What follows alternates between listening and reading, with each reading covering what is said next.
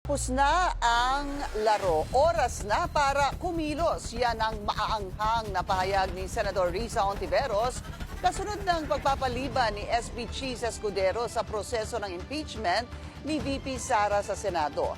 Sinagundahan naman ito ni Senator Alan Peter Cayetano. Ang detalye sa agenda report ni Hannah T.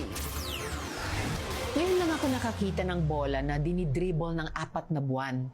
Kahit naman sa basketball, may shot clock. These delays are no longer procedural. They are obstructions, dressed up as protocol. Sobra na ang 4 na buwang pagkatenga ng impeachment articles. Ayon yan kay Senator Risa Hontiveros. Sa gitna ng pagtawag na atat o agresibo, giit niya, di ito pagmamadali at matagal na rin siyang naghihintay. It's time to follow the rules and start the process forthwith. Enough games. Time to move. Ganito rin ang panawagan ni Senator Alan Peter Cayetano.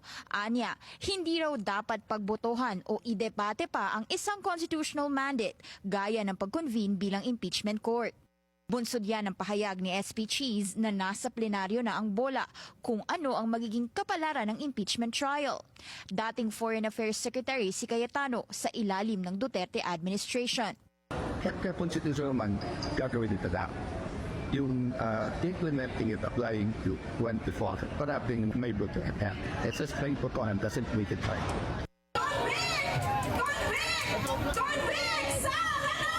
Convict Saranaw naman ang sigaw ng ilang mga nagpoprotesta sa labas ng Senado kaninang umaga.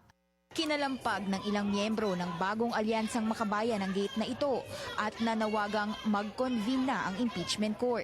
Pero hindi sila pinayagang makapasok ng security. Sino ang kikilos? Kung hindi ngayon, kailan pa mga kasama? Giit nila, wala nang ibang landas kundi litisin si VP Sara at i-convict ito. Pero di yan mangyayari kung hindi makakapag-present ang House prosecutors ng mga reklamo. Ngayong araw sana ang pag-convene ng impeachment court.